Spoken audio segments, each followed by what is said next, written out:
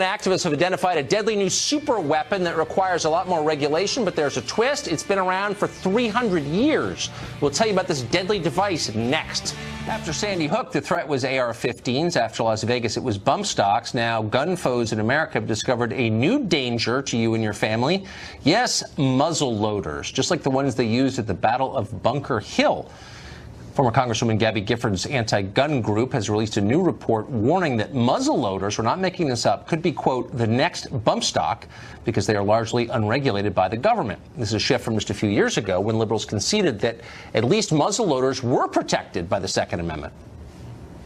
Republicans like to pretend that their interpretations of the Constitution are based on the original intent of the words. They insist that what matters is what the authors of those words had in mind. They think of themselves as mind readers of the Founding Fathers. Well, this is what they had in mind when they wrote the Second Amendment, a single-shot firearm that takes a bit of work to reload.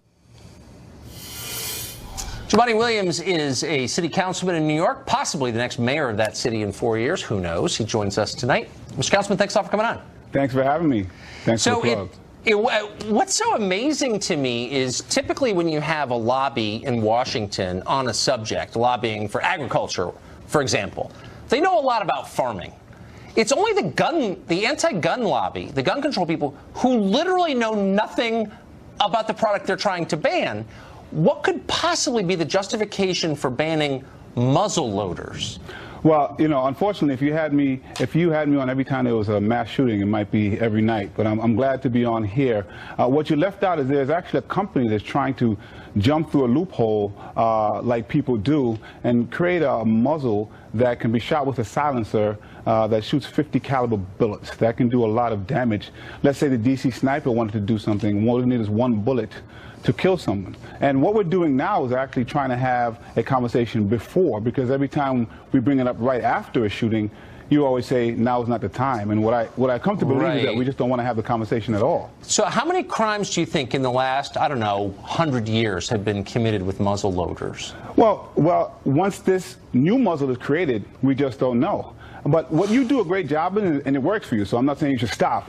You do a great job of focusing on these single things when we really need to have facts? Yeah, that is kind of my trade. No, it's not facts. It's just avoidance of a conversation about guns, and you do it very well. Well, actually, I'd very much like to have a conversation about guns. So here you have Gabby Gifford's group saying that we need to regulate a rifle, a firearm they clearly know nothing about. A muzzle loader is loaded from the muzzle, from the end of the barrel, the hole where the bullet comes out. And you put in the powder, and then the wadding, and then the round. But what I'm saying is, and the whole thing takes like a minute.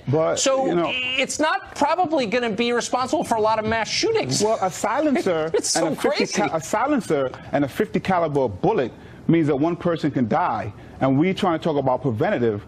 And you don't want us to talk about reactionary. But the biggest issue is... Can I ask you a question? Sure. Hold on. Yeah, I know you're a gun expert, so you maybe can explain this to me. Why would a silencer have... What does a silencer have to do with the silencer? Because if you were the DC sniper, perhaps you want to shoot a gun that nobody can hear so you can get away.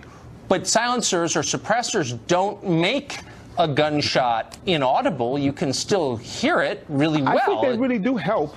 No, they don't. I've shot them in a 50 caliber it's fine. round. Will still make a lot of noise. You're good at it. Let's even say I grant you that. But the biggest no, I will, because the bigger conversation is there is an avoidance of a conversation of how the overabundance of guns in this country is correlated to gun violence. No, I'm trying to have this conversation in specific terms rather than in bumper sticker terms where we make gross generalizations and we get away with that. So I'd like to just bring it back to the tangible, which here's an actual firearm that an actual gun control group is trying to regulate. And my question is why? Sure. They're the least threatening firearm you could honestly pick out of the full range of firearms. So that suggests to me the people making this recommendation literally know nothing, and they just expose themselves as wholly ignorant. We should start from the macro. What they do know is that the United States makes up 4% of the population, but own almost half of the guns in the entire world. What they do know is that there's a correlation between countries that have access to guns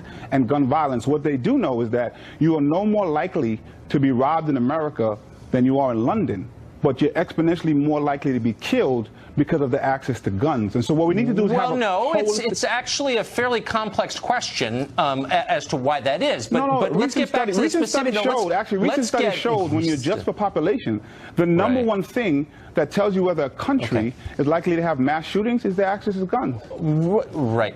But let me, I mean, I don't concede that point because it's silly, but let me just get back to the specific point here. No, it's speculative. But what's not speculative is that an actual gun control group is trying to ban a gun that is responsible for precisely no crimes, no mass shootings, and takes almost a full minute to reload one shot. What's not speculative? That suggests to me that the goal is not safety. The goal is disarming the population. No, I'm trying to save lives. What are you trying to do? Well, how many lives have been taken by muzzleloaders? Well, we're trying to prevent that. You don't even want to do that. Well, I don't think there's any evidence that it's ever happened or it ever will happen. So we shouldn't talk about it after mass shooting. We shouldn't talk about it before someone jumps through a loophole. So when should we talk about it? Describe what a mass shooting by a muzzleloader would look like. I didn't ask. No, I said when should we talk about it? If we can't talk about it after mass shooting, it's going to happen with a musket. No one will be killed by a musket that can shoot 50 calibers. If it does. Okay. But also, the biggest thing, which is not speculative, you won't even acknowledge that perhaps a country that has 4% of the population and owns over half the guns in the country. That's an interesting conversation, but when you bring muskets into it, it kind of discredits, I would say, your side. And by the way, to be fair, the councilman we're talking to did not think up this crackpot idea that was former Congresswoman Gabby Giffords. Councilman, we're out of time. When you run for mayor, I hope you come back and we can debate muskets. Thank you.